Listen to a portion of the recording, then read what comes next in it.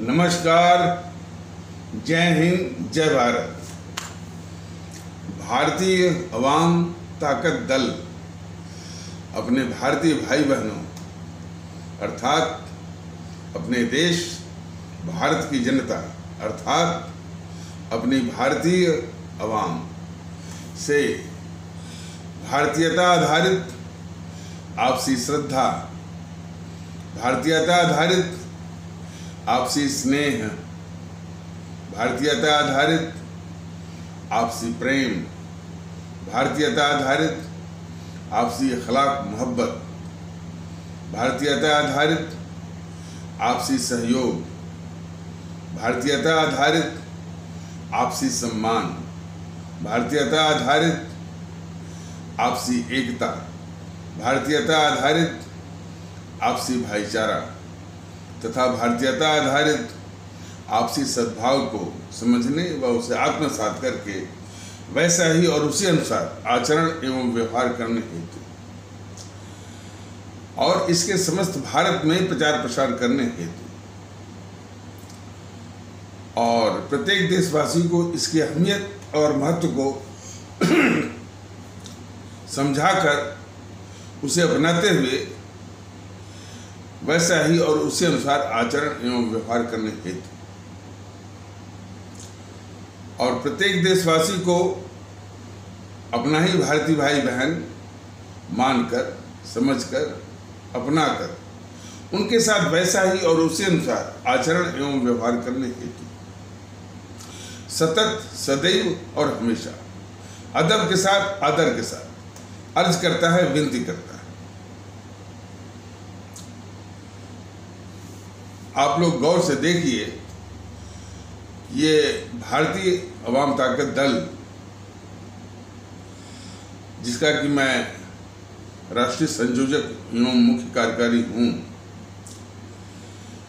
देश में भारतीयता आधारित माहौल और उस माहौल में आपसी श्रद्धा है, भारतीयता आधारित आपसी एकता है, आपसी भाईचारा है, आपसी अखलाक मोहब्बत है और आपसी सद्भाव इत्यादि है, मुल्क परस्ती है, देशभक्ति है, राष्ट्रभक्ति है, अवाम परस्ती है, जनभक्ति है। इस सब कुछ जो है भारतीयता आधारित होने के लिए भारतीय अवाम ताकत दल प्रयासरत है। दूसरी ओर हमारे देशवासी या हमारे आदरणीय भारतीय भाई बहन, हमारी आदरणीय भारतीय अवाम इसमें शरीक हो रही है और ये जो इस यूट्यूब वाला जो सोशल मीडिया है, इसका अभी उतना प्रचार शायद अभी इन डेप्थ मैंने उतनी समाज के उस गहराई में तक नहीं पहुंचा है, तो अभी इसके प्रति जागरूकता अभी होनी बाकी है। लेकिन उसके साथ साथ ये भी तथ्य है कि जितने लोगों ने इसको देखा है और इसके मर्म को, इसके रहस्य को समझा है, वो लोग जो है इसमें रुचि दिखा रहे हैं। लेकिन देश हित में आवश्यक है कि ये रुचि दिखाना और इस भावना को, इस जज्बे को मजबूत करना ये पूरे राष्ट्र का कर्तव्य है। पूरे देशवासी इसमें शामिल हो, भारतीय अवाम ताकत दल का ये लक्ष्य है। अभी बहुत से तबके इसे जो भारतीयता के माहौल से अभी मैंने अछूते दिख रहे हैं और कुछ उनकी जो मानसिकता जो पहले से बनाई हुई है। अब देखिए कि सुनने में आ रहा है कि जो खबरें हैं कि भारतीय अवाम ताकत दल के इस यूट्यूब के वीडियो औसतन जो है 60,000 68,000 तक वो जा रहे हैं। लेकिन YouTube पर जो देखने वालों की संख्या जो है मुश्किल से 4-5 है। तो ये क्या दिखाता है? जहां पर इस भारतीयता आधारित ये माहौल की कोशिश को YouTube पर देखने वाले वैसे तो देख रहे हैं कि मैंने YouTube के अलावा उसको डाउनलोड करके अन्य माध्यमों से देखने वालों की संख्या है, लेकिन YouTube पर सीधे इसको देखने वालों की संख्या जो है वो 3 या 4 या 5 दिखती है। तो वो भी एक संकेत देती है कि ये जो भारतीयता के आधार पर और देशभक्ति की बातें, सुभाष चंद्र बोस की बातें, शहीद आजम भगत सिंह की बातें, चंद्रशेखर आज़ाद की बातें, अशफाकुल्लाह जी की बातें, जिन्होंने शुद्ध रूप से सिर्फ देशभक्ति सिखाई है, अवाम परस्ती सिखाई है, उन बातों को ये जो माहौल है सीधे उसी YouTube पर तमाम माने इनसे परे बातें जो है, कोई कह रहा कि हमारे व्यूअरशिप 1 लाख हो गई है, 1.5 लाख हो गई है, और वहीं पर ये जो है 4 या 5 इसको देखने वाले हैं। तो यह भी एक बहुत बड़े कड़वे यथार्थ की ओर इशारा करता है। इसके नमूने के विषय में भी वो भारतीय जनता के दल ने कई बार इसी YouTube के माध्यम से बताया हुआ है कि हमारे देश में देशभक्ति और अवाम परस्ती की बातें लोगों को जो कि अपील करनी चाहिए, और ये बात सिर्फ मैं ही नहीं कर रहा हूँ, जो है भारतीय जनता दल के इस YouTube के पर कई भारतीय भाई बहनों ने इस तरह से अपना उद्गार किया है कि यदि ही मुल्क परस्ती का, देशभक्ति का और भारतीयता आधारित माहौल का की बात यदि दूसरे किसी देश में होता तो लोग इसकी बातों को सर आंखों पर उठा लेते। इस हकीकत को पहचानिए जो किसी भारतीय भाई ने इसको प्रकट किया है कि भारतीय जनता दल के इन विचारों को, भारतीयता के आधार पर सबको जोड़ने के विचारों को, भारतीयता के आधार पर सभी माहौल को, आपसी सहयोग, आपसी सम्मान, आपसी अखलाक मोहब्बत, आपसी प्रेम, आपसी श्रद्धा, आपसी एकता, आपसी भाईचारा, आपसी सद्भाव, सभी कुछ भारतीयता की बात को वो जो भारतीय भाई थे जो कि इसको देख करके उन्होंने कहा कि कोई दूसरा देश होता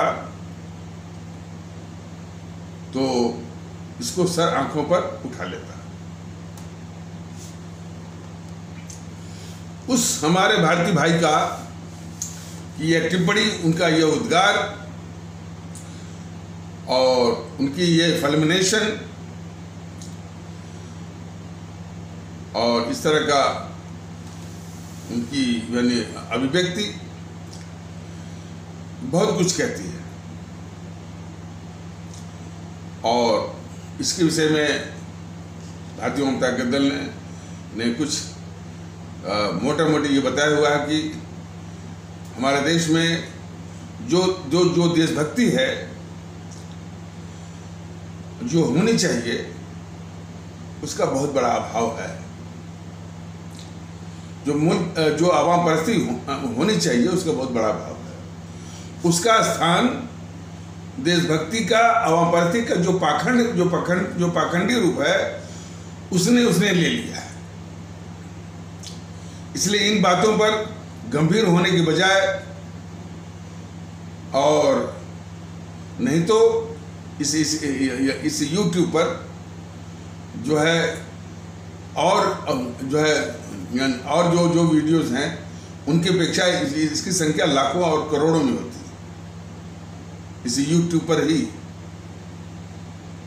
तो उसके कुछ कारणों पर भारतीय जनता दल ये बता रहा है कि ये बहुत पहले से मतलब जो आज़ादी जो मिली है उसके पहले से एक मानसिकता जो काम करती है, जो अब जैसे भारत की जो इतिहास में मिलता है, भारत की जो है बात करने वाला पहला जो ऐतिहासिक व्यक्तित्व है वो है हमारे चाणक्य जी, जो कि इतने बड़े दार्शनिक थे और इतने बड़े जो है वो कूटनीतिक थे। वो हर वक्त जो है वो भारत की ही बात किया करते थे। हमारे पौराणिक कथाओं में क्या है उसका भी वर्णन है, लेकिन जहाँ तक इतिहास की बात है तो सबसे पहले जो है हमारे चाणक्य जी ने इसकी बात अपने जो भी उनका जो जीवन रहा है, जो उनकी गतिविधि रहे, जो उनके और भी चीज़ें रही हैं, हमेशा वो भारत की बात किया करते थे। वो पहले व्यक्ति थे। और फिर बाद में ये इंडिया करके आया, इसने भारत की अवधारणा को प्रदूषित किया उतना ने। और फिर इसके बाद जो बौद्धिक वर्ग तैयार हुआ आज़ादी के पहले, वो बौद्धिक वर्ग भी एक नाटकीय किस्म का था, जो कि नेहरू गांधी के इर्द गिर्द घूमने वाला। उसमें भी मुल्क परस्ती होने के स्थान पर वो मुल्क परस्ती का जो पाखंडी रूप है, वही जो उसका पाखंडी स्वरूप है जो है, उसी का इस्तेमाल वो सब क्या करते थे, गांधी नेहरू के इर्द गिर्द घूमने वाले जो बौद्धिक वर्ग था। अब हमारे जो सुभाष चंद्र बोस ने, शहीद आजम भगत सिंह ने, चंद्रशेखर आज़ाद ने, अशफाक उल्लाह ने, खुदीराम बोस ने, जो वास्तविक जो मुल्क परस्ती है, और इसके पहले और भी लोगों ने, सूर्य सेन थे ये पश्चिम बंगाल के, और लोग थे, हम नहीं कहते कि इतने थे। इन लोगों ने जो देशभक्ति का जो असली स्वरूप है उसके विषय में देश को परिचय कराया, जाने दी, लेकिन वही जो स्वार्थी किस्म का बौद्धिक वर्ग है इसको आगे जो है आगे आने नहीं दिया। तो ये ऐतिहासिक समस्या है। आज कुछ उसी तरह से भारतीय जनता दल मुल्क परस्ती, अवाम परस्ती की बात कर रहा है, यूट्यूब पर संदेश डाल रहा है। इस यूट्यूब के संदेश को फिल्टर करके, डाउनलोड करके सोशल मीडिया पर हमारे और भारतीय भाई इसको बढ़ा रहे हैं, लेकिन यूट्यूब पर डायरेक्टली देखने वालों की संख्या ये दिखाती है कि अभी भी वही मानसिकता जो है जो जिसके विषय में अभी बताया गया है वो ग्रसे हुए है।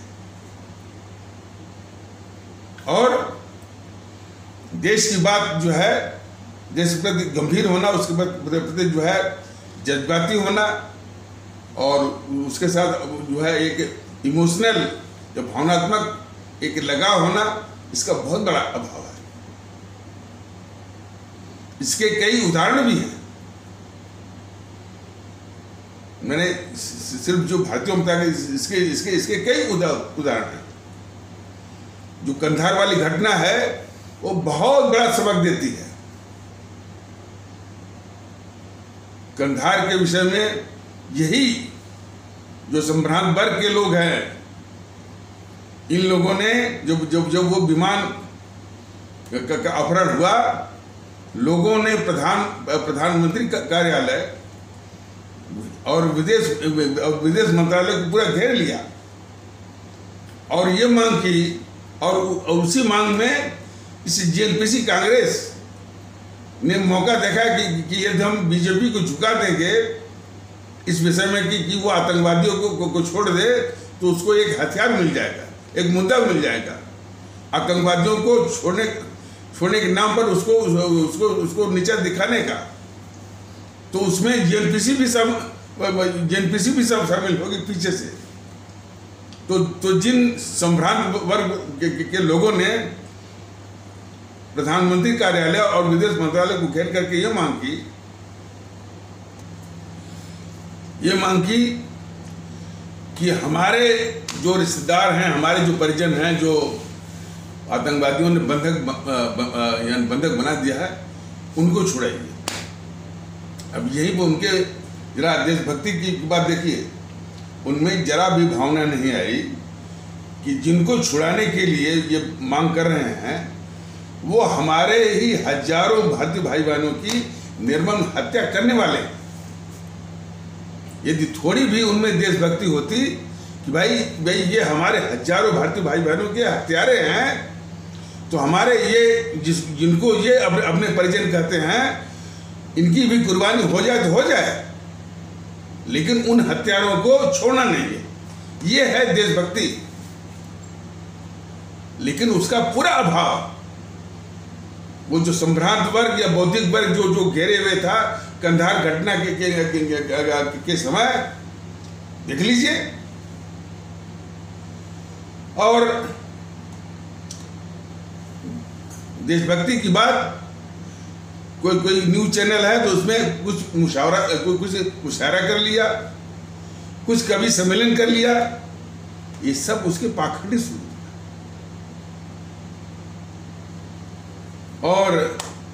और हर चीज में पंथ को उसमें जबरदस्ती उसमें डाल देना या घुसेड़ देना।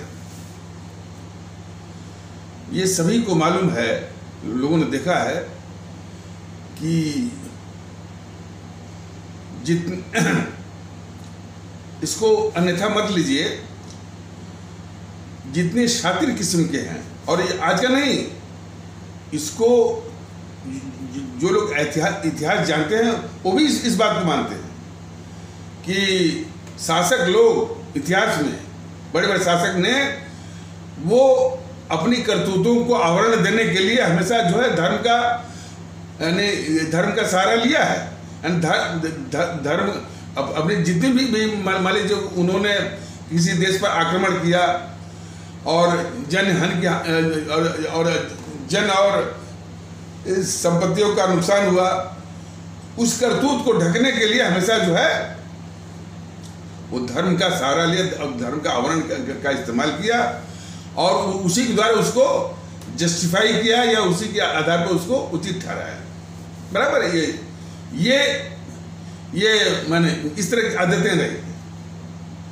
आज उसी का और विकृत रूप हो गया है कि शास्त्रीय किस्म के जो लोग होते हैं हमेशा वो धर्म का नाम लेकर अपने मंसूबों को पूरा करते हैं। उदाहरण देख लीजिए, जहां एक और जय श्री राम का नारा लगा करके मस्जिद तोड़ते हैं, तो दूसरी ओर अल्लाह के नाम पर, जिहाद के नाम पर, इस्लाम के नाम पर आतंकवाद चल रहा है। बताइए। तो इसमें जो है जय श्री राम का या इस्लाम का या अल्लाह का कोई दोष नहीं है। ये जितने शास्त्रीय किस्म के अपराधी हैं इनका इस्तेमाल करते हैं। तो ये शुरू अच्छा, और हमेशा जो है जिन बातों में जिसकी कोई जरूरत नहीं है, लेकिन वो धर्म को, जय श्री राम को, अल्लाह को जरूर उसमें वो डाला करते हैं। ऐसे लोगों को पहचानने की आवश्यकता है। तो उसी संदर्भ में भारतीय जनता दल ये कह रहा है कि इस मुल्क में, इस देश में यदि देश को एक रखना है, मजबूत रखना है, तो सिर्फ हमारे सुभाष चंद्र बोस, भगत सिंह, चंद्रशेखर आजाद, अशफाक उल्लाह, खुदीराम बोस, सुब्रमण्यम भारती, रानी लक्ष्मीबाई, इनके जज्बों को आगे बढ़ाना होगा। अब देखिए ना, ये बीजेपी वाले क्या करते हैं, हर वक्त जय श्री राम। इस संबंध में जय श्री राम, और आपने देखा होगा कि किसी माने लोकसभा में उन्हीं की पार्टी के जो लोकसभा स्पीकर थे उनको मना करना पड़ा कि भाई संसद में इस तरह का नारा जो है मत लगाइए। तब भी वो लगाते रहे। उसके जवाब में असदुद्दीन ओवैसी जो है वो कर रहा है अल्लाह अकबर। तो जय श्री राम या अल्लाह अकबर जो है कौन लोग लगाते हैं, सिर्फ पांतिक भावनाओं को उभार करके एक जनमत तैयार करने का, वोट हथियाने का और सत्ता हथियाने का। प्रभु श्री राम प्रतीक हैं ब्रह्मांड के, पूरी कायनात की, पूरी मानवता के, पूरे जो है जीवों के। ये सब इस्तेमाल करते हैं जनमत तैयार करने के लिए, अपने पक्ष में वोट हथियाने के लिए। इनको पहचानिए। तो जय श्री राम कहें चाहे वो अल्लाह अकबर कहें, ऐसे लोग शातिर होते हैं। और इस देश को जरूरत है, जो सुभाष चंद्र बोस ने नारा दिया था जय हिंद, तो भारतीय जनता दल ने बिल्कुल उनके आदर्शों का पालन करते हुए बिल्कुल जय हिंद और जय भारत, यही नारा इस देश के लिए और इस देश को एक करने के लिए, देश को मजबूती देने के लिए आवश्यक है। और कहीं कहीं जो है वंदे मातरम, और वंदे मातरम के विषय में भारतीय अवाम ताकत दल ने कहा कि जब भी भारतीय अवाम ताकत दल को मौका मिलेगा, यह तुरंत जो है जो चमचागिरी में, जॉर्ज पंचम की चमचागिरी में गाया हुआ जो गीत है जनगण गण को खारिज करके वंदे मातरम को राष्ट्रगान या नेशनल एंथम का सम्मान देगा। लेकिन साथ ही साथ जय हिंद जय भारत के नारे के जज्बे को आगे बढ़ाएगा अपने देश की, अपने मुल्क की मजबूती के लिए। और इस तरह के अल्लाह अकबर जय श्री राम के आधार पर जो माने वोट के लिए जो जनमत और धार्मिक या पार्थिक भावनाओं को उभार करके जो अपने पक्ष में जनमत या वोट हथियाने के, सत्ता हथियाने की साजिश को भी वो जो नाकाम करेगा। तो इसलिए हमारे देश के लोग, हमारे भारतीय भाई बहन इस तरह के नारों से जय श्री राम जी का वो बहुत बड़े आदर्श हैं, लेकिन उसका जो इस्तेमाल करते हैं ये वोट के लिए, वो हरगिज इस मुल्क को मंजूर नहीं है। इस मुल्क को मंजूर है सिर्फ जय हिंद जय भारत या वंदे मातरम। और वंदे मातरम को ये मोदी महोदय को 8 साल हो गए वंदे मातरम को भुनाते हैं। देखिए ना, जब भी ये चुनावी सभाएं करते हैं, भाषण करते हैं, खुद बंदे बोलते हैं, और जो ऑडियंस होती है, जो जनता होती है, उसे मातरम बुलवाते हैं। हमारे देश के लोग, हमारे आदरणीय भारतीय अवाम, इनसे पूछे कि तुम जिसका इस्तेमाल करके वोट हथियाते हो, सत्ता का भोग करते हो, उसको राष्ट्रगान का महत्व तुमने आज तक जो है 8 साल तुमको बीत गए तो तुमने नहीं दिया। तुम कितने बड़े पाखंडी हो। तो ये तो मोदी महोदय इस देश के सबसे बड़े पाखंडी हैं। वंदे मातरम का इस्तेमाल करेंगे, लेकिन वंदे मातरम को राष्ट्रगान का सम्मान नहीं देंगे। भारतीय जनता दल फिर से कह रहा है कि वो जो जनगण मन है, वो जॉर्ज पंचम जो आया था 1906 के आसपास आया था, या इसी आसपास आया था, उसकी चमचागिरी में गाया हुआ गाना है जनगण मन। उसी को इस देश का सर्वाधिक गद्दार नेहरू ने राष्ट्रगान बनवा दिया। तो वो तो बनवाएगा ही, वो तो अंग्रेजों, नेहरू तो अंग्रेजों का ही वो चमचा था। तो अंग्रेजों की चमचागिरी में गाया हुआ गाना जनगण मन को वो राष्ट्रगान के रूप में थोप दिया देश के ऊपर। और नेहरू को किसने थोपा? इस गद्दार गांधी ने। तो वो तो कथा व्यथा बहुत लंबी है। तो उसी का ये पाप जो है जनगण मन जो है हमारे आपके सिर पर चल रहा है। तो उसको उतार करके मोदी महोदय को 8 साल हो गए।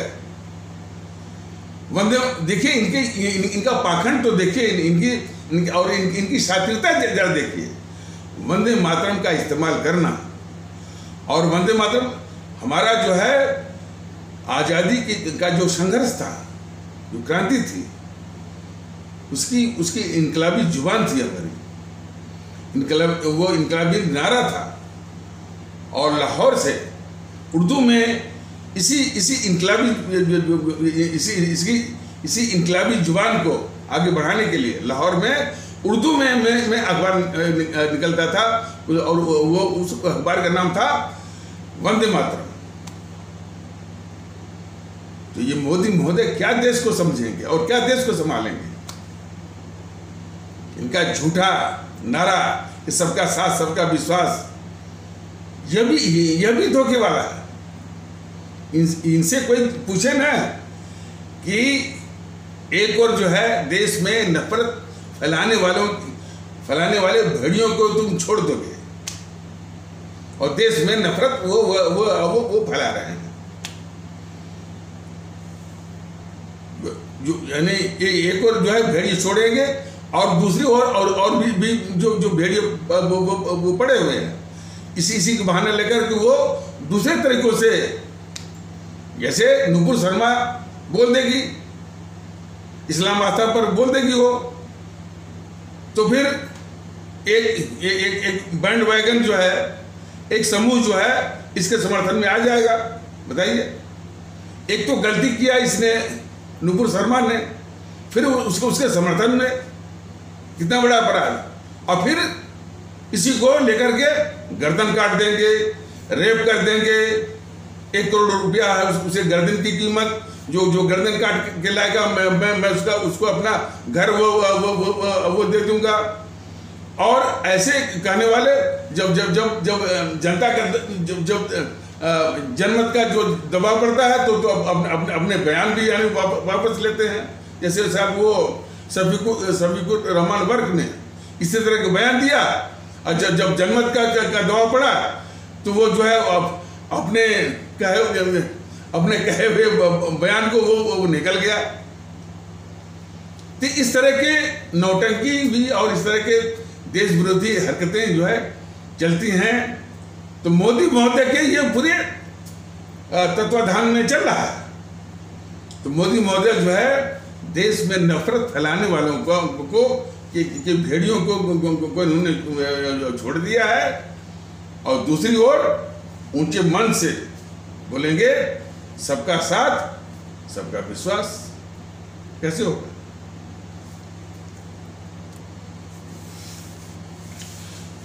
और इनके जितने सिपा सालार हैं यूट्यूब पर, उसी से इनके मन में क्या है इनको देखने की आवश्यकता है। इनके जितने प्रदीप सिंह है, हर्षवर्धन त्रिपाठी है, और कौन वो डी.के. दुबे, मनीष ठाकुर, मनीष कुमार, ये तमाम ये शरद पवार का वर्णन करेंगे, राहुल गांधी के वचनों को बोलेंगे, करतूतों का, और उसको बचाते हुए कभी भी राहुल गांधी को गद्दार नहीं बोलेंगे, नेहरू को गद्दार नहीं बोलेंगे। उनकी कुछ बातों को उठा करके बस बीजेपी के पक्ष में एक माहौल बनाते हैं चुनाव के लिए। तो ये सब के सब बड़े सातिर किस्म के हैं, और देश विरोधी भारतीय जनता दल स्पष्ट रूप से कहता है ये बिल्कुल देश विरोधी ये सिपा सालार है। जो राहुल गांधी ऐसे गद्दारों को जो है बचाए, वह इस देश का विरोधी है। देख लीजिए ना, इनकी हालत है। ये देशभक्ति वो सिखाएंगे। हर्षवर्धन त्रिपाठी जो है देशभक्ति वो सिखाएंगे। ये सिर्फ जो है मोदी भक्ति को ही जो है वो देशभक्ति जो है वो मान बैठे हैं। प्रदीप सिंह जो है देशभक्ति को ही जो है नहीं वो मोदी भक्ति को जो है वो देशभक्ति मान बैठे हैं। इसी पे करते है। और ये परंपरा कोई आज की थोड़ी है। वो इंदिरा गांधी के जमाने में Indira is India and India is Indira, ये रहा। आज भी उसकी गूंज जो है हमारे आपके कानों में सुनाई पड़ती है। तो भारतीय जनता दल देश में शुद्ध रूप से देशभक्ति का, राष्ट्रभक्ति का, आवाम परस्ती की बातों को रखता है और अपने आवाम से भी अनुरोध करता है कि इसी जज्बे को के महत्व को समझिए और वही जज्बा अपनाइए। सुनने में आया कि हिमाचल प्रदेश में हमारे तमाम भारतीय भाई बहन भारतीय जनता दल की संदेश, भारतीय जनता दल इस अनुरोध कि भारतीयता के माहौल को आगे बढ़ाइए, इसे बहुत ही वो अभिभूत हैं, बहुत संजीद हैं और इसको आगे बढ़ाने के लिए जो है बहुत ही वो सक्रिय। ये बहुत ही हर्ष का विषय है। लेकिन चाहिए कि हिमाचल प्रदेश ऐसा माहौल जो है पूरे देश में आए, कोई भी कोना जो अछूता न रहे। वो तमिलनाडु भी आए, केरल भी आए, कर्नाटक और आंध्र प्रदेश, तेलंगाना भी आए हिमाचल की तरह। देश को इसकी आवश्यकता है। तो बात हो रही थी कि ये देशभक्ति की बातें जो है आगे क्यों नहीं आती। तो एक नमूना मैंने बताया कि ये जो बौद्धिक वर्ग का कि सोचने का ढंग जरा देखिए, और एक जो है ये बौद्धिक वर्ग जिन भी क्षेत्रों में मान लीजिए ब्यूरोक्रेसी है, IAS वाले हैं, इनसे जरा पूछिए, ये देश पर देशभक्ति पर बहुत लंबा लेक्चर वो दे देंगे, लेकिन जज्बा नहीं होगा इनका। और ये बीमारी हम नहीं कहते कि सभी थोड़े से अपवादों को छोड़ करके मैं जो है वो इन जनरल या मेजॉरिटी ब्यूरोक्रेसी में देख लीजिए। और वो ये जो ब्यूरोक्रेसी है इस देश की, हमारे मुल्क के लिए बहुत कीमती एसेट या संपदा बन सकती थी। लेकिन ये बौद्धिक वर्ग जो है इन्हीं अवगुणों के साथ जो है इस देश की अभिशाप बनी हुई है। कुछ अपवाद हैं, हम नहीं कहते, कुछ अपवाद होंगे, लेकिन इन जनरल, इन मेजॉरिटी, और ये हालत वही हाल मीडिया का है। एक एक करके सुधीर चौधरी का नाम ले लेंगे, तो कभी रवीश कुमार का नाम लेंगे। पूरी बिरादरी पूरी देश विरोधी है। देखिए ना, राजनीतिक दलों का तो कहना ही क्या। तो ऐसे माहौल में ये पूरा ये जिम्मेदारी जो है हमारे आवाम के कंधों पर ही चली जाती है कि इन ताकतों को आप पत्रकार को डील नहीं कर सकते, हमारी आवाम पत्रकार को डील नहीं कर सकती, बौद्धिक वर्ग को डील नहीं कर सकती। लेकिन राजनीतिक दल तो आपके पास बार बार आते हैं, तो उनको कम से कम उनको इस ईवीएम मशीन पर उनको माकूल जवाब दी, उनको पस्त करिए, वहीं से वो शुरुआत होगी, वहीं से इसकी शुरुआत।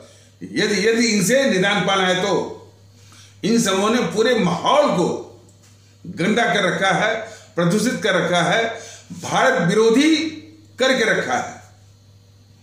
जो लोग राष्ट्रवाद का नाम लेते हैं वो तो और घातक रूप में वो जो है क्या नहीं, भारत के शत्रु हैं। जैसे मोदी महोदय को ले लीजिए, ये राष्ट्रवाद का नाम लेते हैं, लेकिन जितनी भी भारत विरोधी ताकतें हैं किसी भी रूप में, राजनीतिक दलों के रूप में, चाहे पत्रकारों के रूप में, चाहे मीडिया के रूप में, या बौद्धिक वर्ग के रूप में, जितने भी हैं, ये सभी जो है फल फूल रहे हैं, तांडव कर रहे हैं मोदी महोदय के तत्वाधान, मोदी महोदय के शासन के तत्वाधान में। तो कभी भी ये राष्ट्रवादी हो नहीं सकते। यही चीज भारतीय आवाम ताकत दल कई तरह से अपनी आवाम को, अब विशेष करके हिंदू सनातन आस्था वाले भारतीय भाई बहन जो अभी भी इसके भ्रमजाल में अभी भी फंसे हुए हैं, ये उनका दायित्व बनता है कि इनको ठीक से पहचानिए। ये राष्ट्रवादी नहीं है, ये सत्तावादी है, सत्ता हथियाने के लिए ये प्रभु राम का इस्तेमाल करते हैं। प्रभु राम का उपयोग जो है सत्ता हथियाने के लिए नहीं है। प्रभु राम का आशीर्वाद है कि इस मुल्क को मजबूत करो, और प्रभु राम के, और उसी प्रभु राम के जो संतान है, सुभाष चंद्र बोस है, भगत सिंह है, या यह है, उनकी बातों को आगे बढ़ाओ। ये प्रभु राम का आदेश है। लेकिन उनके नाम का इस्तेमाल जो है राजनीतिक फायदे के लिए, सत्ता के फायदे के लिए मत करो। ये हमारे प्रभु राम का आदेश है। उसी प्रकार अल्लाह का भी आदेश है कि अल्लाह के नाम पर जो है राजनीतिक फायदा मत लीजिए।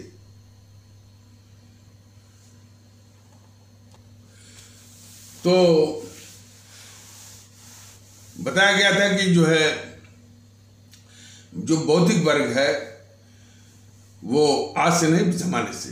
और सिर्फ ये मैं कहता तो ठीक है भाई, हम पर इस तरह का आरोप लग सकता है। इनको ठीक से पहचाना है हमारे स्वामी विवेकानंद ने। उनकी इस पंक्ति को जरा कभी भी मत भूलिए। उन्होंने अंग्रेजी में कहा था कि the only hope is from the masses,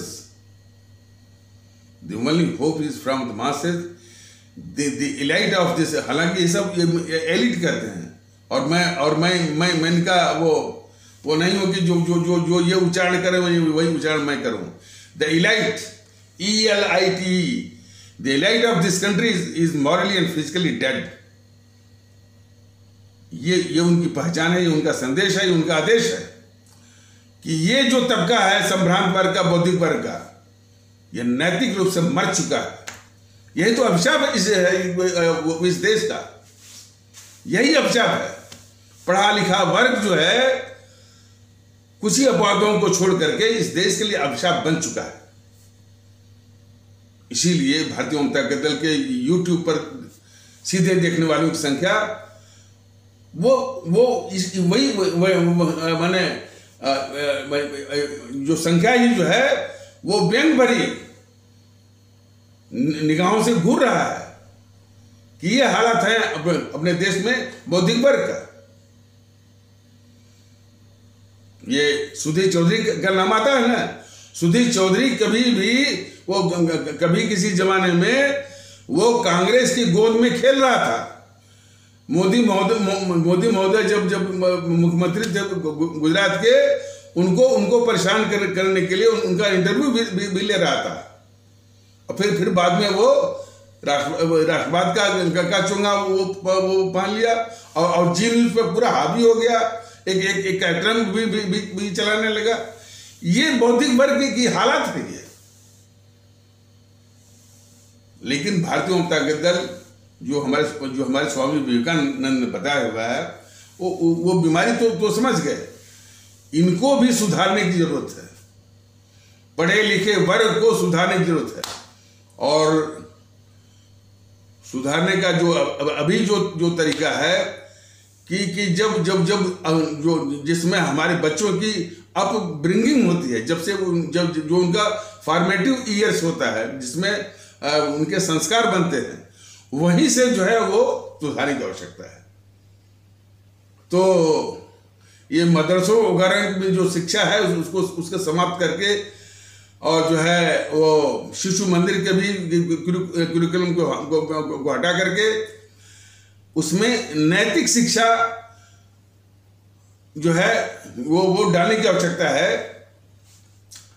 और वो नैतिक शिक्षा के विषय में भारतीय जनता के दल ने पहले ही बताया है कि हमारे जो इधर 4-5 साल में के जो हमारे संत हैं जिन्होंने मानवता के प्रति संवेदनशील होने के लिए तमाम इन लोगों ने शिक्षाएं दी हैं, उन संतों में विशेष करके जो नाम आ सकते हैं हमारे वो नानक जी हैं, कबीरदास हैं, हमारे रामकृष्ण परमहंस हैं, संत वो रविदास हैं और सूफी संत हैं।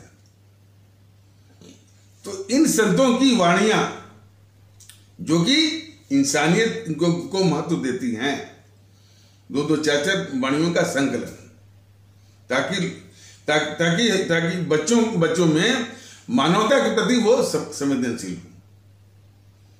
इस तरह का संस्कार, इस तरह की आदत, इस तरह की उनकी सोच विकसित होनी चाहिए। और फिर दूसरा जो भाग है नैतिक शिक्षा का, वो हमारे अमर शहीदों का जो क्रांतिकारी रहे हैं, हमारे सुभाष चंद्र बोस का, शहीद आजम भगत सिंह का और अशफाक उल्लाह का, चंद्रशेखर आजाद का, खुदीराम बोस, इनकी जीवनी,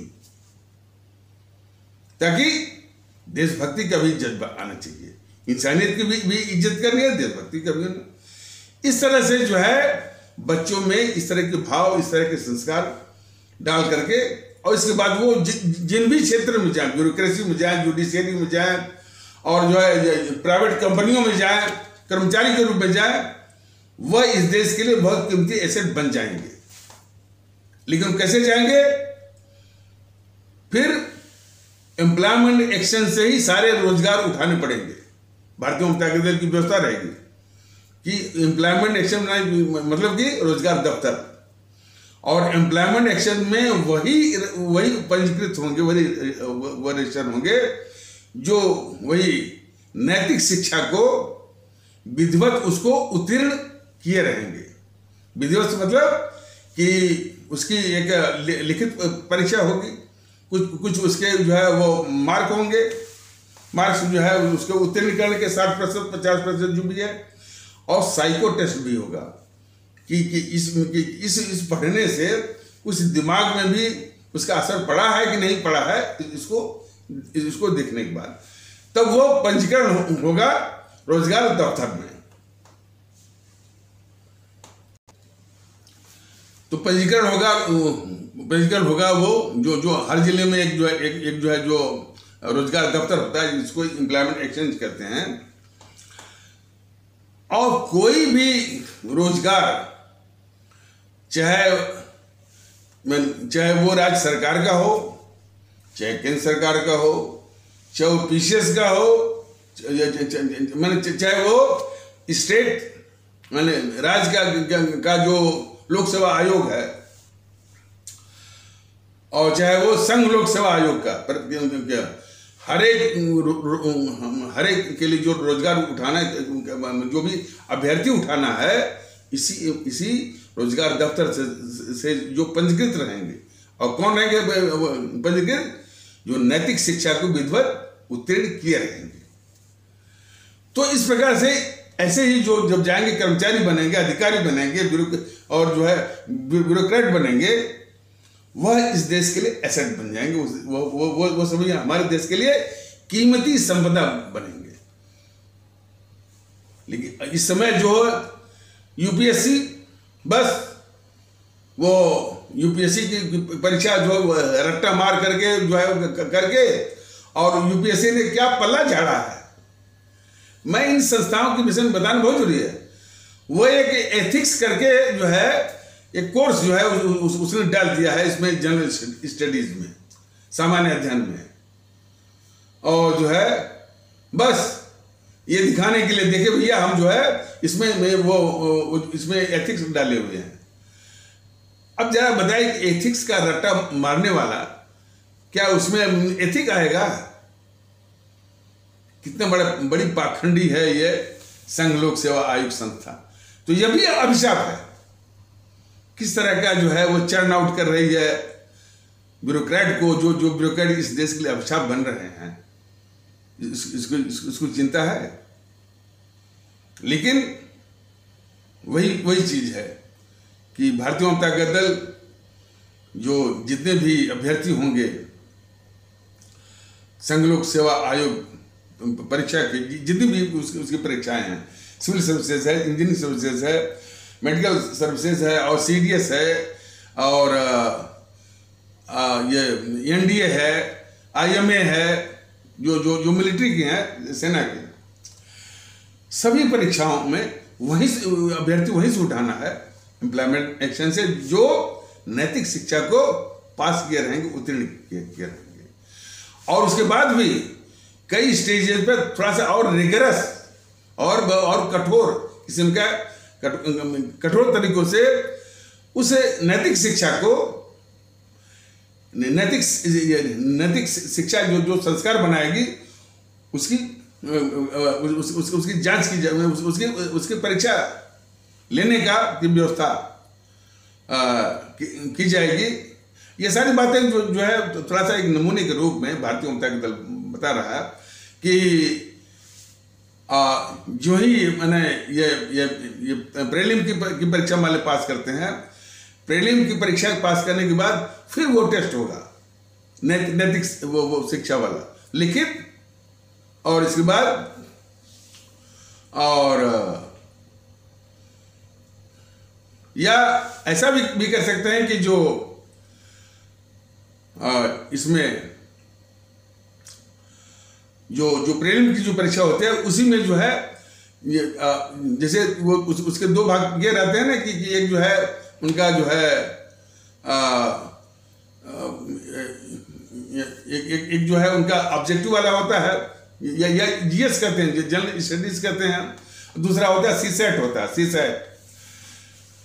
एक पेपर और जो है नैतिक शिक्षा का भी डालते हैं और इसको पास करना जो है अनिवार्य है। जिस प्रकार CSET को पास करने के लिए है, उसी प्रकार नैतिक शिक्षा को भी पास करना अनिवार्य है। और इसके बाद जो जितने भी आप उत्तीर्ण करते हैं, मान लीजिए, फिर सबको जो है उनका जो प्रैक्टिकल माने साइको टेस्ट, आपके दिमाग पर यानी क्या असर हुआ है, और पहली स्टेज हो गई। दूसरी स्टेज है इंटरव्यू के बाद और रिग्रेस करके कि नैतिक शिक्षा मतलब जिसमें मानवता के प्रति संवेदनशील और देशभक्ति का जज्बा, हमारे सुभाष चंद्र बोस इत्यादि के जज्बों के अनुसार। तो इन जो है जो उच्च नौकरियां होती हैं जो संघ लोक सेवा आयोग की या जो प्रांतों की जो लोक सेवा आयोग से जाएंगी, वो भी जो है एक कीमती एसेट, कीमती संपदा वो बने रहेंगे। अब जो लोग पड़े हुए हैं, भारतीय जनता दल ने सोच रखा है कि जब भी इसके हाथ में सत्ता आएगी तो इनका भी वो टेस्ट जरूर करेगी। नौकरी में वही रह पाएंगे जो इस मुल्क के प्रति संजीद होंगे, अवाम के प्रति संजीद होंगे। तो ये बहुत बड़ा काम है, ब्यूरोक्रेसी में ही नहीं, जुडिशरी में भी। जुडिशरी में तो और आवश्यक है। ये पर्दी वाला ने जो जजमेंट दिया है कि वो कन्हैयालाल का की जो गर्दन काटी गई, आतंकवादी हमला हुआ, वो नुपुर शर्मा के बहस से हुआ है। ये मानसिकता है। हमको इसे अधिक नहीं कहना है। जिसने ये नारा, जिस कन्हैया कुमार ने, अब एक बात हुई थी वो कन्हैयालाल, अब दूसरी बात ले लीजिए कन्हैया कुमार, ठीक उसके विपरीत कि नारा लगाया कि भारत तेरे टुकड़े होंगे और भारत की बर्बादी तक जंग जारी रहेगी। हालांकि कई बार झूठ बोला कि हमने नहीं बोला, लेकिन तमाम वीडियोस और फॉरेंसिक टेस्टेड वीडियो सब बताते हैं कि नारा ये इसी ने वो लगवाया। तो इसको वो जो है नकार नहीं सकता। इतना खतरनाक भारत विरोधी नारा जो कि हमारे देश की संप्रभुता या सॉवरेनिटी पर सीधा हमला था, उसको दिल्ली हाई कोर्ट का एक न्यायमूर्ति उसको जमानत दे रहा है, वो एक फिल्मी गाना लिख करके। शर्म आती है न्यायपालिका पर भी और इस देश पर भी कि ऐसे ऐसे लोग न्यायपालिका में लोग बैठे हुए हैं। तो हमारे देश में सुभाष चंद्र बोस, भगत सिंह, चंद्रशेखर आजाद, अशफाक उल्लाह, इसी तरह के और भी होंगे, हम नहीं कहते कि इतने ही, और भी है। इनके जज्बों की आवश्यकता है। जहां पर इनके जज्बों की आवश्यकता है तो ये बीजेपी वाले जो है नकली राष्ट्रवादी नहीं बल्कि देश विरोधियों की रक्षा करने वाले सिर्फ दो नाम लाते हैं, एक गोडसे को, एक सावरकर, और वो दो नाम सिर्फ जो है इस जेएनपीसी को बचाने के लिए, इसलिए कि गोडसे के नाम आते ही उसको एक हथियार मिल जाता है जेएनपीसी को कि देखिए हम तो गांधी की पार्टी के हैं और ये बीजेपी वाले गांधी के हत्यारे की पार्टी के, ये उसको बहुत बड़ा हथियार मिल जाता है। और सावरकर को बहुत वो ये नीचा दिखाते हैं सब के सब मिलकर के। उसमें AIMIM का भी मिल जाएगा बंदा, समाजवादी का भी मिल जाएगा, TMC का भी मिल जाएगा, बस सावरकर जी को नीचा दिखाने के लिए। लेकिन एक बार भी कोई नहीं पूछता कि भाई जितनी यातनाएं वो सावरकर जी ने झेली हैं उसका कोई भी अंश ये गद्दार नेहरू झेला है, गद्दार मोहनदास करमचंद गांधी झेला है? नहीं झेला है ना। लेकिन वो बस उन्होंने माफी मांगी। अरे माफी तो जो है मोतीलाल नेहरू ने मांगा।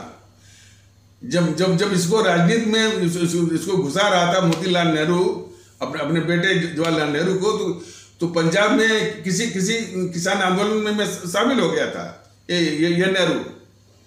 तो फिर वो पकड़ा गया, वहां लिखित माफीनामा दिया इसने, मोतीलाल नेहरू ने, कि आज से ऐसा काम ये नहीं करेगा। तो माफीनामा जो है इस जो मैंने भारत विरोधी जो मानसिकता का था मोतीलाल नेहरू, और जो पिता था इतने बड़े गद्दार नेहरू का, उसने दिया है माफीनामा। लेकिन ऐसे लोग वो सावरकर को बोलते हैं कि इन्होंने जो माफीनामा दिया था अंग्रेजी सरकार को। और ये बीजेपी प्रवक्ता, बीजेपी के नेता बिल्कुल आराम से जो है वो सुनते रहते हैं। अरे और तो और जो माफीनामा को ये बीजेपी वाले कबूल भी करते हैं। इनके जो रक्षा मंत्री राजनाथ सिंह, अरे उनका, इसी से तो बीजेपी वाली मानसिकता को बहुत गौर से पढ़ना चाहिए कि कितने ये देश विरोधी हैं। इसी से बढ़िया ना। अरे भाई माफीनामा कोई ऐसी चीज नहीं है। सावरकर जी जो है बहुत बड़े देशभक्त हैं, बड़ी यातनाएं सही हैं, तो उनको सम्मानित करने के बजाय वो राजनाथ महोदय कह रहे थे कि हाँ उन्होंने माफीनामा तो दिया था, लेकिन गांधी के कहने पर दिया था। तो इस तरह की गंदी मानसिकता वाले ये बीजेपी वाले हैं। जिस सावरकर को सम्मान देना चाहिए, और वो भी इन गद्दारों के सामने, गद्दार नेहरू और जो है, और गद्दार जो है गद्दार इस देश का मोहनदास करमचंद गांधी। तो उसी गद्दार मोहनदास करमचंद गांधी को आदर्श मानते हुए राजनाथ सिंह कह रहे हैं कि वो माफीनामा जो दिए थे वो गांधी के कहने पर दिए थे। तो कितने बड़े नकली राष्ट्रवादी हैं ये बीजेपी वाले, और उनका नमूना वो आता रहता है। ये राष्ट्रवादी बनते हैं। और सुभाष चंद्र बोस का जो चरित्र है इस देश के लिए कितना उपयोगी हो सकता है, उसके विषय में जो जो भारतीय ममता का दल ये बताता ही रहता है। ये मोदी महोदय उसको भुनाते हैं, लेकिन उनको महत्व देने के लिए तैयार नहीं है, और किस तरह से अपमानित भी करते हैं। हमारे परम आदरणीय राष्ट्र महानायक सुभाष चंद्र बोस और राष्ट्रभक्त शिरोमणि नेताजी सुभाष चंद्र बोस किस तरह से अपमानित करते हैं, इसके भी उदाहरण है। उन्होंने 26 जनवरी के दिन जो है एक 4-5 फीट का उनका एक होलोग्राम रखवा दिया इंडिया गेट पर, वो भी सलामी देते हुए। और किसको सलामी देते हुए? उस इंडिया गेट पर जो प्रथम विश्व युद्ध में हमारे जो भारतीय सैनिक शहीद हुए थे, उनका नाम उस पर जो है इनग्रेव्ड है, खुदा हुआ है, वो इंस्क्राइब्ड है, लिखा हुआ है उस पर। उसी में जॉर्ज पंजम का भी नाम लिखा हुआ है। तो ये मोदी महोदय उस नेताजी सुभाष चंद्र बोस के होलोग्राम के जरिए नेताजी जी से उस जॉर्ज पंजम को भी सलाम करवा रहे हैं। इस तरह से अपमानित करते हैं ये मोदी महोदय हमारे उनको। तो लेकिन वो सम्मान देने के लिए तैयार नहीं। ये जो है सिर्फ थोड़ा सा पता नहीं किस लिए सरदार पटेल को आगे करते हैं। इस देश की जरूरत है, सरदार पटेल का भी सम्मान किया जाना चाहिए, इसमें कोई शक नहीं है। लेकिन उनसे कई गुना अधिक सम्मान के हकदार हैं हमारे सुभाष चंद्र बोस हैं,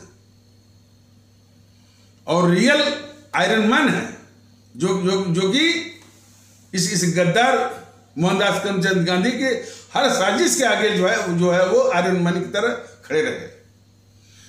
इसे गद्दार मोहनदास करमचंद गांधी की इच्छाओं के विरुद्ध 2 बार जो है वो कांग्रेस अध्यक्ष बने, एक बार सर्वसम्मत से और एक बार जो है चुनाव लड़ करके।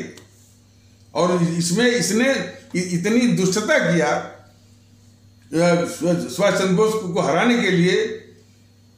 वो हमने किसी वीडियो में बताया हुआ, वो साजिश, वो दुष्टता के बावजूद भी सुभाष चंद्र बोस बिल्कुल आयरन मैन की तरह जो है वो बिल्कुल डटे रहे और उसको शिकस्त दिया, इसको परास्त किया। तो वो आयरन मैन थे। ये हमारे सरदार पटेल जो इस मोहनदास करमचंद गांधी की साजिश के आगे झुक गए, वो कैसे आयरन मैन? यदि झुके ना होते तो ये अभिशाप नेहरू जो है देश के ऊपर नहीं थोपा जाता। सरदार पटेल जो है वो पहले जो है सरदार पटेल इस देश के पहले प्रधानमंत्री होते। तो इस बात को बताया गया है कि जब साजिश कर रहा था ये गद्दार मोहनदास करमचंद गांधी, सिर्फ नेहरू को प्रधानमंत्री के रूप में इस देश के ऊपर थोपने के लिए, उस साजिश के आगे सरदार पटेल झुक गए। और सिर्फ सरदार पटेल ही नहीं झुके, ये पूरी मंडली, राजेंद्र प्रसाद, मौलाना आजाद, अंबेडकर और उसके इर्द गिर्द जो है वो जेबी कृपलानी, आपके जो है लोहिया, आचार्य नरेंद्र, सब के सब उसके आगे जो है इसे गद्दार नेहरू गद्दार जो है वो गांधी के आगे, गांधी के भारत विरोधी और गद्दारी के तांडव के आगे सब झुके हैं। और सब अपने पाप को धुलने के लिए अपनी वो किताबें लेकर के वो चले गए। और सबको एक एक करके जो है ये नेहरू ने सबसे बदला लिया। राजेंद्र प्रसाद से भी लिया, पटेल से भी लिया, मौलाना आजाद से भी लिया, सबसे लिया। ये वही हस्र है कि हमारी महारानी द्रौपदी का जब अपमान कर रहा था ये दुर्योधन दुशासन के जरिए, तो सब लोग जो है सर झुकाए हुए थे। भीष्म पितामह, द्रोणाचार्य, कृपाचार्य, ये पांडव, सबको सजा मिली। लेकिन प्रश्न देश का है। तो इस संदर्भ में बताया गया था कि ये मानसिकता जो है, उस मानसिकता के चलते जो है अमूमन हमारे देश में देशभक्ति, राष्ट्रभक्ति, अवामपरस्ती का बहुत बड़ा अभाव है। लेकिन भारतीय जनता दल उसी को पैदा करने के लिए जो है ये प्रयास कर रहा है। और उसमें जो बौद्धिक वर्ग की जो मानसिकता है, बौद्धिक वर्ग है, उसमें हमारे सवर्ण कहे जाने वाले जो भारतीय भाई बहन हैं, या बौद्धिक वर्ग कहे जाने वाले भारतीय भाई बहन हैं, हमारे यादव कहे जाने वाले भारतीय भाई बहन हैं, जो ओबीसी कहे जाने वाले भारतीय भाई बहन हैं, जो शहरी जो शहरों में रहने वाले भारतीय भाई बहन हैं, हमारे व्यापारिक वर्ग कहे जाने वाले भारतीय भाई बहन हैं, ये बहुत ही बड़े मानसिक कुंठा के शिकार हैं। और देशभक्ति की बात, देशभक्ति में बहुत बड़ी शून्यता है भी तो पाखंड के रूप में। इसीलिए भारतीय जनता दल के इस संदेश, भारतीयता के संदेश को वहां अभी उसको पेनिट्रेट नहीं कर पा रही है। लेकिन भारतीय जनता दल इन चीजों से जरा भी जो है वो झुकने वाला नहीं है और हताश भी नहीं है। उनमें भी देशभक्ति का जज्बा पैदा करेगा, ऐसी बात नहीं है। उनकी देश के प्रति जो क्या क्या कमजोरियां हैं वो अवगत है। जरा पहचानिए इनको। व्यापारिक वर्ग में किसको डोनेशन दे रहे हैं? ये बीजेपी को दे रहे हैं, आम आदमी पार्टी को दे रहे हैं, कांग्रेसियों को दे रहे हैं। उनको पता नहीं है कि ये देश के लिए यानी कि कितने वो खतरनाक हैं। चीनी सामान, चीन हमारा दुश्मन है, उसके सामान को धड़ल्ले से वो बेच रहे हैं। यही राष्ट्रभक्ति है। तो सब अवगत है, ऐसी बात नहीं है, सब बीमारियां। लेकिन फिर भी भारतीय जनता दल उनसे भी मोहब्बत है। उनमें भी ये अभी संसाधन के चलते, संसाधन एक बहुत बड़ा रोड़ा है, लेकिन उनको बीच में जाएगा और कहेगा भाई जब देश रहेगा तभी आपका ये व्यापार चलेगा। ये पूछेगा उनसे। और यही चीज मैंने जो हमारे व्यापारिक कहे जाने वाले जो भारतीय भाई बहन है उनसे भी पूछेगा, हमारे सवर्ण कहे जाने वाले भारतीय भाई बहन है उनसे भी पूछेगा, हमारे शहर में रहने वाले जो भारतीय भाई उनसे भी पूछेगा। देशभक्ति का जो वास्तविक स्वरूप है, उसका जज्बा भारतीय जनता दल जगा के रहेगा। लेकिन उसके पहले जो और भी बड़ी बड़ी बाधाएं हैं, जो यानी देश के दुश्मनों को पालने वाली ये बीजेपी सोचती है कि जय श्री राम का नारा वो लगा देंगे, लोग यानी धार्मिक भावनाओं में आ जाएंगे और इसको वोट देते रहेंगे और ये सत्ता पर बैठे रहेंगे। इसीलिए यूट्यूब प्रतिमान का कि बीजेपी जो है वो 50 साल तक वो शासन करेगी। बीजेपी के सुबह सालार यूट्यूब पर जो है वो डाल रहे हैं कि बीजेपी जो है 50 साल तक शासन करेगी। और फिर जो ये एनपीसी के जो चंगू मंगू हैं पत्रकार, एनपीसी के चंगू मंगू पत्रकार, वो आशुतोष है, उसमें रवीश कुमार है और जो मुकेश कुमार है, उसमें जो है वो आलोक जोशी और हरजिंदर, सतीश के सिंह, एनके सिंह, और उसमें वो अभय दुबे, ये सब चंगू मंगू है। और हाँ, एक विनोद शर्मा भी है, वो चंगू। तो वो जब उन समूह का जो यूट्यूब बोलता है मोदी जी हारेंगे, मोदी जी कैसे हारेंगे, मोदी जी को जो है वो पवार ने प्रतिज्ञा किया है, इसी तरह की बातें शरद पवार ने प्रतिज्ञा की कि भाई हम तीसरी बार नहीं बनने देंगे, इसी तरह की बातें, जिसका कि इस देश से कोई मतलब नहीं है।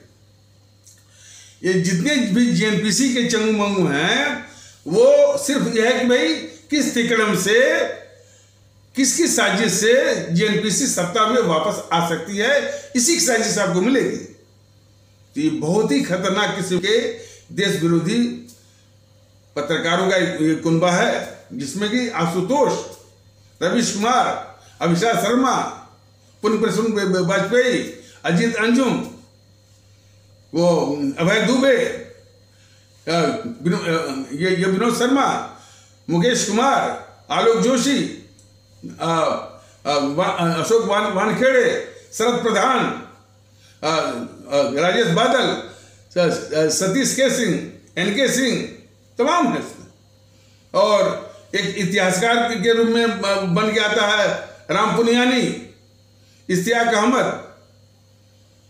ये सब जो कुनबा है बस यही साजिश करता है कि इस देश का सबसे बड़ा अभिशाप, इस देश की सबसे बड़ी डकैत, सबसे बड़ी इस देश की शत्रु जो है जेएनपीसी, कैसे सत्ता में वापस आए। इतने खतरनाक देश विरोधी को ये मोदी जी उसको भी पाल रहे हैं। तो इनके राष्ट्रवाद को तो देखिए। तो बात हो रही थी कि भाई सुभाष चंद्र बोस को ये भुनाते हैं। ये मोदी महोदय ने एक बार बोला था कि हमारा वास्तविक जो आज़ादी का जो दिवस है वो है जिस दिन हमारे सुभाष चंद्र बोस ने आज़ाद भारत की स्थापना की, शायद रंगून में किया था 21 अक्टूबर 1943 को। ये उन्होंने एक बार कह दिया कि हमारे असली आज़ादी तो दिवस यही है। 15 अगस्त तो इस देश के लिए बहुत बड़ी त्रासदी का दिवस है, ये बोले थे। लेकिन जब वो दिवस आया 21 अक्टूबर का, लोगों ने कहा कि भाई कि चलिए इसमें शामिल होइए और इसमें शिरकत करिए और आज़ादी का जश्न मनाइए राष्ट्रीय स्तर पर, जो कि आप प्राइम मिनिस्टर हैं। तो ये सुना गया। अब जो मैं कह रहा हूं ये मेरी ओर से नहीं है, वो पुष्पेंद्र कुलश्रेष्ठ ने बोला था।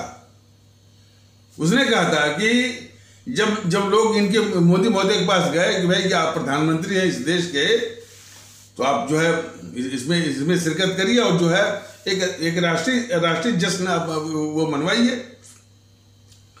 तो मोदी महोदय क्या कर रहे हैं कि हमको इसमें मत ले जाइए। एक जो शख्स एक बार बोल चुका है कि भाई हमारा वास्तविक आज़ादी का दिवस जो है वो 21 अक्टूबर है, क्योंकि 21 अक्टूबर 1943 को ही हमारे सुभाष चंद्र बोस जी ने आज़ाद भारत की स्थापना की थी और कम से कम 10-11 देशों ने उसको मान्यता भी दी थी। ये बात खुद बोले थे मोदी महोदय। लेकिन जब मनाने को हुआ तब इनका पाखंड शुरू हो गया, इनकी बहानेबाजी शुरू हो गई। अब बहाना क्या हमारे कि भाई हमको मत ले जाइए, नहीं तो लोग हमारा बाल नोच लेंगे। इस तरह का बहाना वो मारे थे। और ये मैं नहीं कह रहा हूं, ये वही पुष्पेंद्र कुलश्रेष्ठ बोला था। अब जरा समझिए, जब ये सुभाष चंद्र बोस के विषय में बोलेंगे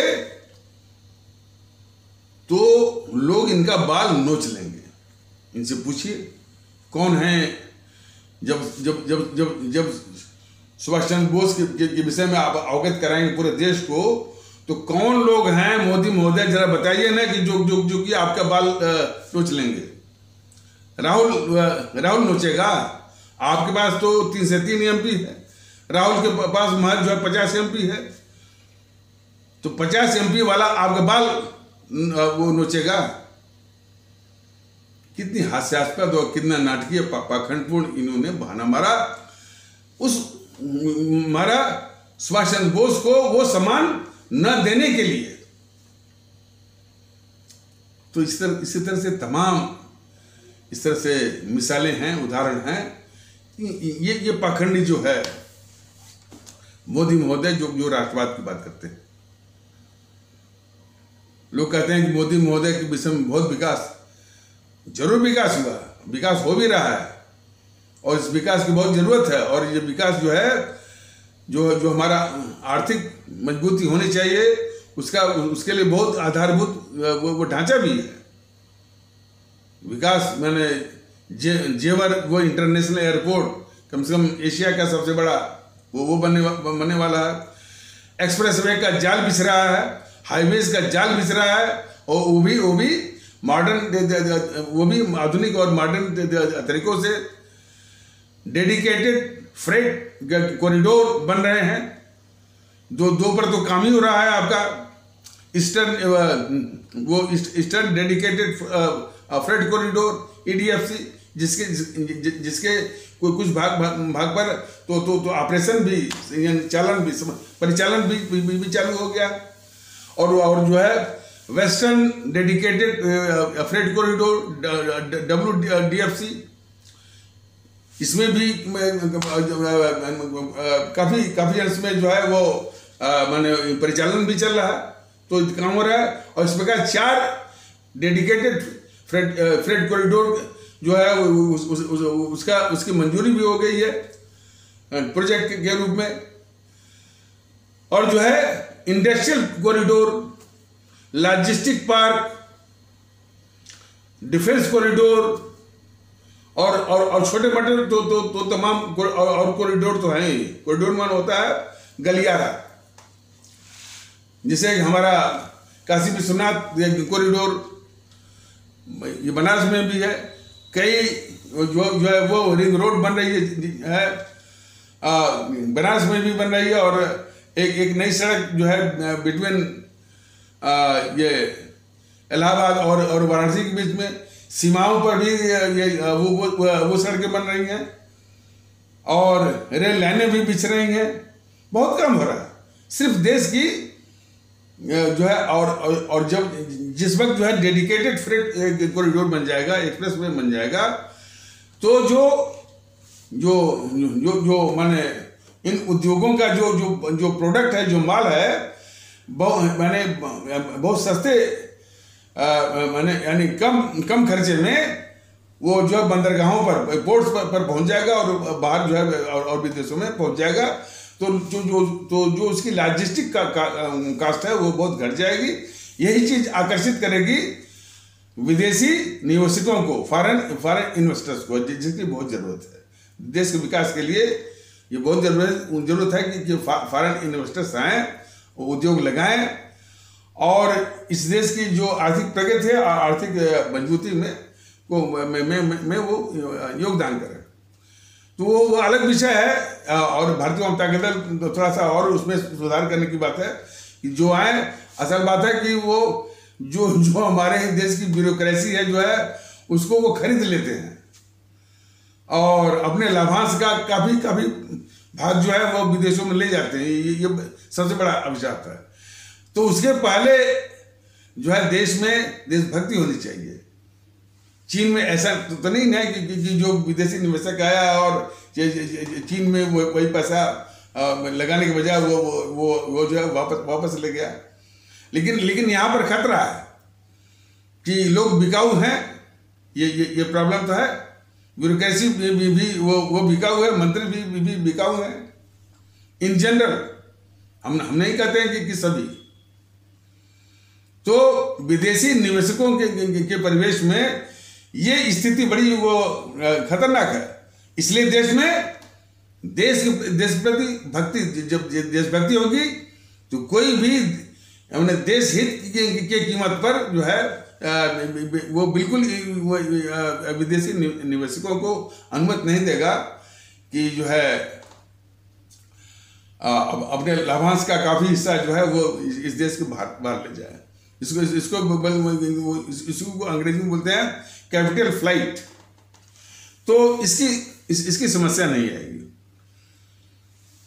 तो ये सारे काम मोदी महोदय के संरक्षण में तो हो रहा है और विकास जो है बहुत बड़े पैमाने पर हो रहा है, इसमें कोई संदेह नहीं। लेकिन भारतीय जनता दल का इसके ऊपर, हालांकि इसके विषय में इसको नकारने के लिए इन कांग्रेसी JNPC वालों ने अलग से एक अभियान चलाया था कि मोदी ने सब बेच दिया। तो उनसे निपटते नहीं है बीजेपी वाले। इन JNPC कांग्रेसियों से और समाजवादियों से नहीं निपटते हैं कि ये झूठ बोल रहे हैं कि मोदी ने सब बेच दिया। ये सिर्फ भारतीय अवाम ताकत दल के पीछे पड़े हुए हैं। तो ये चूंकि एपिसोड वो लंबा हो रहा है, आगे हम बताएंगे कि इतने ये विकास के जरिए जो है अपने किस पाप को छुपा रहे हैं, ये देखने की आवश्यकता है। तो इस देश में विकास भी जरूरी है और उसके पहले देशभक्ति भी जो है वो उसकी एक पूर्व शर्त है। देशभक्ति रहेगी तभी हमारा विकास जो है वो अस्थायी रहेगा, काम में आएगा, और लोगों को लगेगा ये विकास जो मेरे लिए भी है। तो इन्हीं आवश्यक शब्दों के साथ इस आवश्यक पर चर्चा को यहीं पर विराम दिया जाता है। तब तक के लिए नमस्कार, जय हिंद, जय भारत।